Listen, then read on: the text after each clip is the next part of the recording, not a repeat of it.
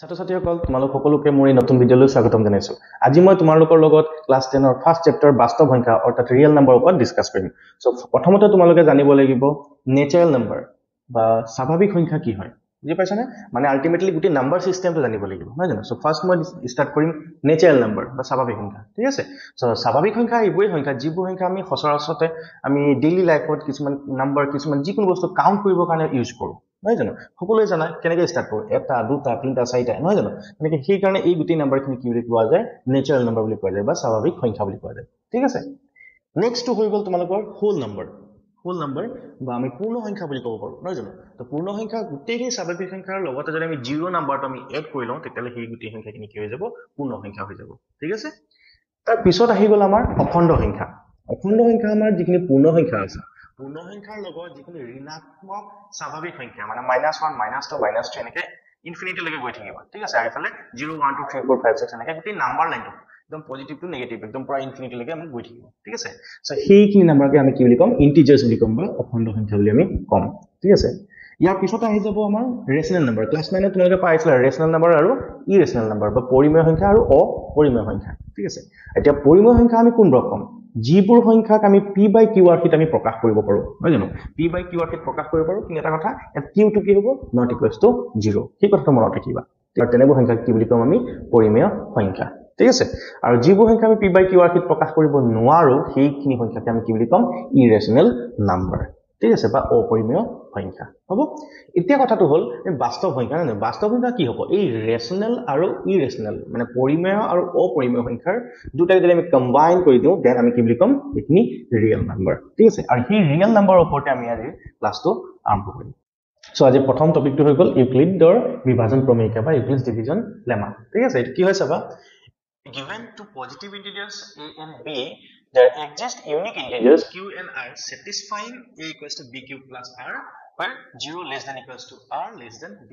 অৰ্থাৎ দুটা যোগাত্মক অখণ্ড সংখ্যা a আৰু b দিয়া থাকিলে এনে দুটা অদ্বিতীয় সংখ্যা q আৰু r থাকিব যাতে a equals to b cube plus r where য'ত 0 less than equals to r less than b হ'ব। ঠিক আছে? সো এইটোক আমি বেলেগ একো টেনশন ল'বলগীয়া নাই। এইটো আমি যেটো নৰ্মেল ডিভিজন কৰো, নৰ্মেল ডিভিজনতে আমি এইটো চাব পাৰিম। দুটা এক্সাম্পল লৈ লৈছো চাবা তোমালোকে। এটা নাম্বাৰ লৈছো মই 5 লৈছো আৰু এটা নাম্বাৰ লৈছো 36। ঠিক আছে? এতিয়া চাবা এই দুটা নাম্বাৰ a আৰু b বুলি কৈছো, তেনেকে 5 আৰু 36 লৈছো। যদি 5 যদি আমি 36 ক হৰণ কৰো কি হ'ব? 5 7 গুণ 35 থাকি যাব 1, হয়নে? সো এই ভিতৰটোক আমি কি বুলি কওঁ? ডিভিডেণ্ড, এইটো ডিভিজৰ, এইটো কোৱেশ্যেণ্ট, এইটো ৰিমাইণ্ডাৰ, মানে ভাজ্য, ভাজক, ভাগফল আৰু ভাগশেষ। অৰ্থাৎ আমি 36 টো কি লিখিব পাৰো? এই যেটো ভাজক যেটো আছে ভাজকটোক আমি 5 ভাগফল 7 যোগ বাকি।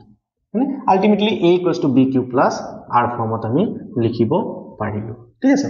এটা কথা লিখিবা এই b টো কি আছে 5 আছে, মানে আৰু ইয়াত যেটো আমাৰ বাকি বা ৰিমাইণ্ডাৰ আছে ৰিমাইণ্ডাৰটো সদায় 5 তকৈ সৰুই হ'ব। 5 তকৈ ডাঙৰ বা 5 ৰ সমান হ'ব কেতিয়াও নোৱাৰে। এই বস্তুটো এমসিকিউজ আমাৰ কেইবাটাও ইয়াত আহি আছে। ঠিক আছে? সো তোমালোকে এই বস্তুটো মনত ৰাখিবা। ঠিক আছে? তো ইয়াৰ ওপৰত আহা আমি কেইটামান কোৱেশ্চন কৰো, এক্সাৰসাইজ কোৱেশ্চন কেইটামান কৰো, তেতিয়া তোমাক ধুনীয়াকৈ বুজি পাবা। ওকে? সো প্ৰথম কোৱেশ্চনটো লৈছো এক্সাৰসাইজ 1.1 ৰ using Euclid's division algorithm to find the HCF of 135 and 225. এটো আমি কেনে কৰো চাও। সো ইয়াত আমি কেনে কৰিম? সলিউশন আমি চাও here 225 is greater than 135. আমি জানো 225 টো 135 তকৈ ডাঙৰ হয়। ঠিক আছে? সো কি লিখিম? using Euclid's division lemma, মানে ডিভিজন লেমাটো আমি ইউজ কৰিম। কি আছিল আমাৰ এটো? a equals to b cube plus r য'ত 0 less than equals to r less than b আছিলে, নহয় জানো? সো আমি কেনেকৈ ইউজ কৰিম চাবা। ডাঙৰটো আমি ইয়াত 225 এনেকৈ পাতিম ইকুৱেল 135 ইনটু এইখিনি আমি উলিয়াব লাগিব। সো কেনেকৈ আমি এইটো লং ডিভিজনটো কৰি চাম। 135 যদি আমি 225 ক ডিভাইড কৰো কিমান বাৰ যাব? ঠিক আছে? আমি নিশ্চয় আমি এবাৰ যাব, এবাৰ হলে কি হ'ব? 135 5 0 এটা হলো 9, হয়নে? সো আমি লিখিম 135 লগত 1 যোগ কিমান হ'ল বাকি 90। ঠিক আছে? ফার্স্ট স্টেপটো আমাৰ এইটো হ'ল। নেক্সট স্টেপটো আমি চাম এই ৰিমাইণ্ডাৰ যেটো বাকিটো আমাৰ 0 হৈছে, যদি 0 হ'ব আমি তাতে ৰৈ দিম, কিন্তু 0 হোৱা নাই। এটা কি কৰিম? এই যেটো 135 আছিল এইটো ইয়ালৈ গুচি আহিব। 135 ইকুৱেল আৰু যেটো ৰিমাইণ্ডাৰ আছিল বাকি আছিল এইটো ইয়ালৈ গুচি আহিব, মানে 90 আকৌ 135 ক আমি ডিভাইড কৰিম। সো মই আকৌ এক্সট্ৰা নাপাতো, এই 90 আকৌ 135 ক ডিভাইড কৰিম। ঠিক আছে? 1 টাইমে যাব, এইটো 5 ৰ পৰা যোগ থাকিল 5, এইটো 4 মানে 90 into 1 plus 45 ঠিক আছে বুজি পাইছা তো এতিয়া চাবা এই ৰিমাইন্ডাৰটো আমি আকৌ 0 নাপালো যেতিয়ালৈকে 0 নাপাম তেতিয়ালৈকে আমি কৰি যাম সেইটো হৈ গ'ল ইউক্লিডৰ বিভাজন কলম বিধি বা ইউক্লিডছ ডিভিজন এলগৰিথম ঠিক আছে সো এতিয়া কি হ'ব এইটো আকৌ ইয়ালৈ গুচি আহিব 90 আৰু 45 টো ইয়ালৈ গুচি আহিব তোমাক এই এৰো মাৰ্কিং দিব লাগে মই বুজিব কাৰণে এৰো মাৰ্কিং দি দিছো ঠিক আছে মানে এতিয়া কি কৰিম 45 ৰে আমি 90 ক আমি ডিভাইড কৰিম সো 45 যদি 90 ক আমি ডিভাইড কৰো কি হ'ব 45 2 টাইমছ দিলে আমাৰ 90 হৈ যাব মানে 90 0 মানে 45 ৰ লগত আমি কি কৰিলো 2 0 আমি 0 যেহেতু পাই গলো তো ইয়াৰ আগত যেটো এই 45 টো আছে ইটো হৈ গল আমাৰ গহা উ বা ACF এটাকে কিমান আসলে ACF of 135 and 225 equal to 45 ঠিক আছে বুজি পাইছা পিছৰ প্ৰশ্নটো লৈছো প্ৰশ্ন নম্বৰ 3 টো লৈছো ঠিক আছে ইয়াত চাবা 867 টো ডাঙৰ আছে so here 867 is greater than 255 যোনটো ডাঙৰ আছে আমি এনেকৈ লিখিলাম ঠিক আছে ডাঙৰটো আমি a বুলি লম আৰু সৰুটো আমি b বুলি লম using Euclid's division lemma ঠিক আছে lemma ইউজ কৰি কি হ'ব ই তোমাৰ 867 equals to 255 into এটা ডাইৰেক্ট আমি কৰিব নোৱাৰিম ইয়াক আকৌ ডিভিজন প্ৰসেসটো কৰিম 867 ক যদি আমি 255 এ ডিভাইড কৰো কিমান বাৰ যাব 4 বাৰটো নাযায় 3 বাৰ যাব মানে 3 5 15 5 1 থাকিল 3 5 15 16 1 থাকিল 3 2 6 7 হল 2 এটো 0 1 মানে তো হ'ব 255 লগত আমি 3 পূৰণ কৰিম থাকি যাব 102 এটা আমাৰ চাবা এটো আমাৰ 0 হোৱা নাই গতিকে আমি কি কৰিম এই 255 টো ইয়াত লিখি লম 255 ইকুৱেল এই 102 টো আমি ইয়াত দিম ঠিক আছে 255 ক 102 ৰে ডিভাইড কৰিম তো এটা আমি ইয়াত পাতি লম 255 ইয়াত আমাৰ 2 টাইমছ যাব 240 মানে থাকিব 1 to 5 হল তো 102 লগত আমি 2 যদি মাল্টিপ্লাই কৰো থাকি যাব 51 ঠিক আছে এটা আকৌ এটো 0 নহল তো এটো ইয়ালৈ গুচি আহিব 102 ইকুৱেল এই 51 টো ইয়াত আহিব into 51 ৰ লগত যদি আমি 2 মাল্টিপ্লাই কৰি দিও তেতিয়া আমাৰ মিলি যাব 2 গুণ 2 2 5 গুণ 10 হয় না সো এটো আমাৰ 0 পাই গলো আমি অৰ্থাৎ ইয়াত আমাৰ ACF হ'ব 51 therefore ACF বা গসাউ কাৰ কাৰ আছিল 867 and 255 equals to 51 ঠিক আছে বুজি পাইছা Episode question number 2. Question number 2. So that any positive odd integer is of the form 6q plus 1 or 6q plus 3 or 6q plus 5 where q is some integer. Yes, যিকোনো যোগাত্মক অযুগ্ম অখণ্ড সংখ্যাই আমাৰ এইকেইটা ফৰ্মত আছে বুলি থাকিব বুলি আমি দেখাব লাগে ঠিক আছে সো ইয়াৰ কাৰণে আমি কি কৰিম ধৰি লম let a be any positive integer ঠিক আছে যিকোনো এটা পজিটিভ ইন্টিজাৰ মানে যোগাত্মক অখণ্ড সংখ্যা বুলি আমি ধৰি লম এটো ঠিক আছে and b2 কি বুলি ধৰিম b2 এটা 6q plus 1 6q plus 3 6q plus 5 হয় না এখানে আমি b2 আমি 6 বুলি ধৰিম ঠিক আছে সো কি হ'ব by Euclid's division lemma না ইউক্লিডৰ বিভাজন প্ৰমেয়িকা ঠিক আছে প্ৰমেয়িকাৰ মতে কি হ'ব a equals to bq b যেটা আমাৰ 6 হৈ যাব 6q plus r r to হৈ যাব তোমাৰ 4 পা কৰি যাব 0 less than equals to r less than 6 অৰ্থাৎ r to হৈ যাব 6 তকে সৰু হৈ যাব 0 পা ধৰিম 0 1 2 3 4 5 ঠিক আছে এখিনি r ভ্যালু হল এটা কি কৰিম এই r ভ্যালু খিনি ইয়াত পাতি দিম ঠিক আছে সো কি হ'ব চাবা if r equals to 0 first r equals to 0 পাতিম কি হ'ব a equals to 6q plus 0 ultimately এটা আমাৰ 6 স্কয়ার হৈ যাব হয় না তো 6 টো আমি জানো যে এটো এটা যুগ্ম সংখ্যা বা ইভেন নাম্বার হয় না তো 6 লগত যদি যিকোনো এটা টার্ম যদি মাল্টিপ্লাই কৰো তো ইভেনে হৈ থাকিব হয় না সো এটো ইভেন ইন্টিজাৰ বুলি আমি ক'ব পাৰো যুগ্ম অখণ্ড সংখ্যা হয় না আৰু যদি আমি এই r ৰ জায়গাত আমি 1 পাতি দিও if r equals to 1 a equals to 6q plus 1 হ'ব হয় না এটা অলপ পরে পালো 6q টো আমি ইভেন ইন্টিজাৰ বুলি ক'লো হয় না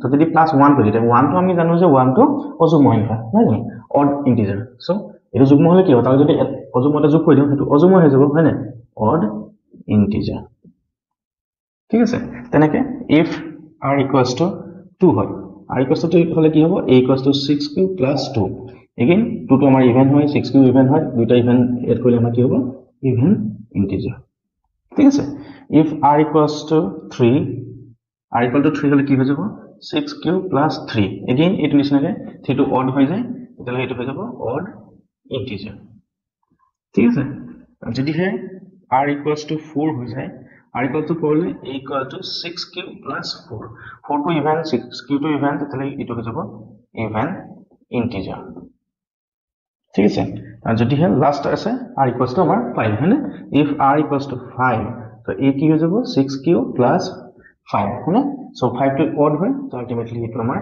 odd integer মানে অযুগ্ম সংখ্যা এই গোটেইখিনি আমি কি দেখা পালো এই 6q plus 1 to odd হয় 6q plus 3 to আমাৰ odd হয় আৰু 6q plus 5 to আমাৰ odd হয় so ঠিক আছে so ইয়াৰ পৰা আমি ক'ব পাৰো hence any positive odd integer যেকোনো যোগাত্মক অযুগ্ম অখণ্ড সংখ্যাই is of the form 6q plus 1 or 6q plus 3 or 6q plus 5 ঠিক আছে বুজি পালা এতিয়া 4 নম্বৰ কোৱেশ্চনটো তোমালোকক মই কৰাই দিছো গোটেইখিনি কোৱেশ্চন কৰাই দিয়া নাই তোমালোকৰ যদি কিবা ডাউট থাকে বা কৰিব নোৱাৰা তোমালোকে মোক কমেন্ট সেকশনত জনাই দিবা মই এখিনি কৰিবলৈ ট্ৰাই কৰিম ঠিক আছে সো কোৱেশ্চন নম্বৰ 4 ঠিক আছে use Euclid division lemma to show that the square of any positive integer is of the form trisome or trisome plus 1 for some integer m ঠিক আছে যিকোনো অখণ্ড সংখ্যা m ৰ বাবে যিকোনো অখণ্ড সংখ্যাৰ স্কয়াৰটো আমাৰ কি টাইপত থাকিব trisome by trisome plus 1 টাইপত আমাৰ থাকিব আমি হেতু দেখাব লাগে ঠিক আছে তাৰ কাৰণে আগৰ নিচিনাকৈ আমি কি কৰিম ধৰি লম let a be any positive integer ঠিক আছে let a be any positive integer যিকোনো যোগাত্মক অখণ্ড সংখ্যা বুলি ধৰি লম and b টো আমি কি ধৰি লম b equals to trisome plus 1 আছে b টো আমি 3 বুলি ধৰি লম ঠিক আছে so by Euclid's division lemma